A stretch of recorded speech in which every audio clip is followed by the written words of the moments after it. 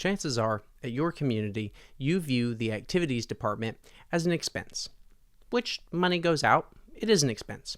But the activities department is one that has the opportunity to generate far more revenue in the course of a year than it costs. It is, without a doubt, the biggest and best operational lever you have to increase the profitability and financial health of your facility.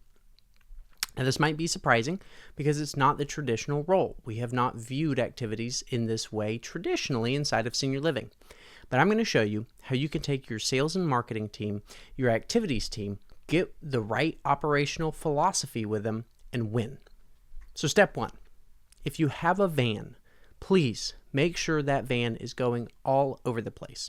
No billboard, no online marketing campaign can compete with seeing your van with your residents out at the local diners, the local restaurants, the breakfast spots, the brunches, the botanical gardens, the social centers, the performing art centers.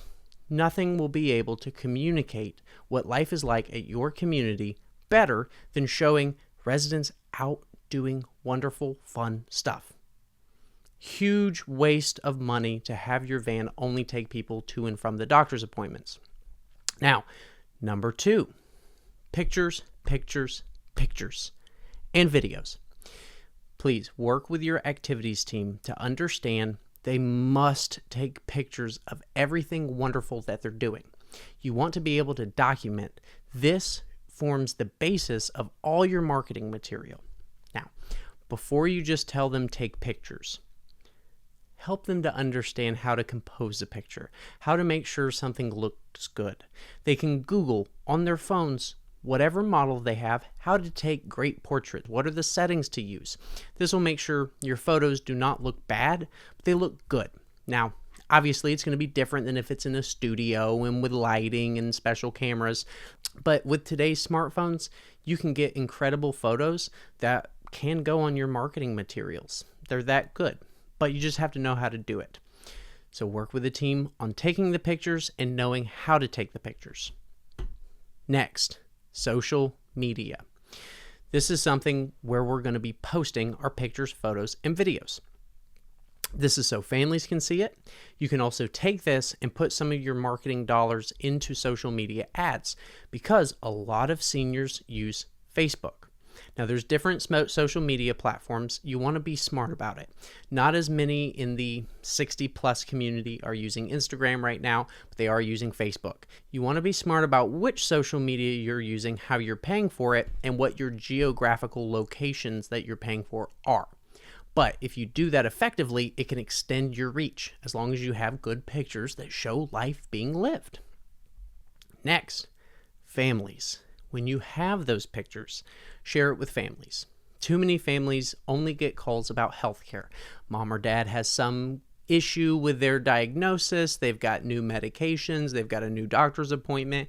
We need to communicate this, but it doesn't bring happiness to the families. The last thing you want is to see an email or a phone call from the facility and the family go, "Oh no, what happened now?" You want to bring in that thing where they see an email or they get a text or a call and they don't have that negative knee-jerk reaction that something's wrong. They should be used to positive communication. Again, this is very important, so I'm going to repeat it. Your families should be used to positive communication. 5, referral partners. Make sure these photos go to your referral partners. If placement agency A moves in this resident, for the next 6 months or more, anytime that resident is doing something fun, we should be sending a photo to that placement agency. This extends to social workers, placement agencies, social workers, family members, any word of mouth. We want to keep those contacts in our CRM, and we want to be able to email them. We want to be able to text them. We want to show them these updates where even though it's now out of their mind, they're getting these alerts. Oh man, Joe's at the botanical gardens. Oh, Joe's having brunch at that awesome brunch spot down the road. I just went there last week. Because what that does is it shows your follow through and it lets them know in their mind, if I place here, I know they're going to have a good life. It's not just, oh, it's an easy move in, they know what they're doing, they always have everything in order, but you're adding in that component of, yeah, they text me all the time, they show me how good the people are doing when they move in there. So now they know that you're a good placement. So you're not just hitting the professional benefit, but you're hitting the moral and ethical, because anyone who's placing someone wants to make sure that they're putting them in a good place that they're going to be better off for. The goal is anyone who comes into your community should have a better life than before they moved in. While you're generating all of these pictures, keep in mind you can use it to decorate the facility. If you have a cafe corner and you hold a regular coffees around the world activity or something with coffee, or maybe you do cocktail hours there, take the best photos from those events and put them up in the community. Now, one of the things that I cannot stand is when there's a community and they have pictures of past residents. I can understand you want to show history, but at the same time, why not keep it current? In my house, I have pictures of my family. I don't have pictures of other people, strangers. In the same way, the community should have pictures of its current community so that people can walk by and be proud and feel at home. Next, social becomes your proof. What I mean by this, as a marketer, if you're talking to people, you're conducting tours, you're working with social workers, you have your pitch, you have your general outline for your sales. You have a lot of things that you're going to tell and explain. Your social media page, with all of its photos, becomes a place to prove it.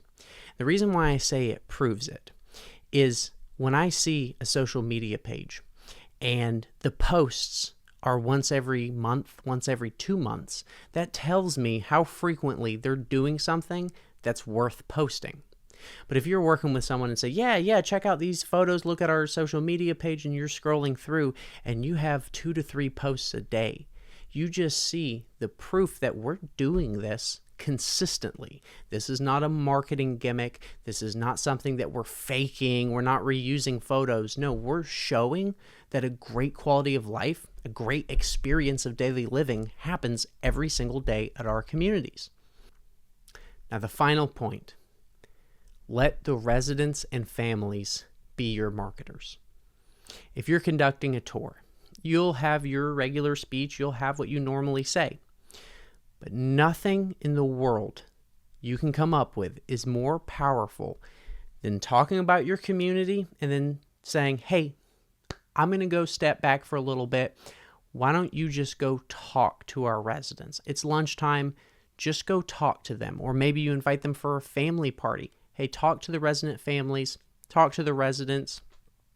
I'm going to be away. I don't want you to think I'm influencing this. Hear what our people have to say about living here.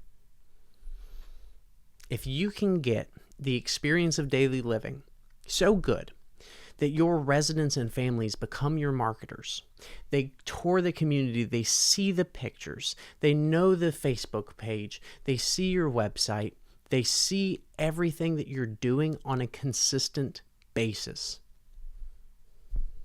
The tour's closed. You're done. Show me where to sign.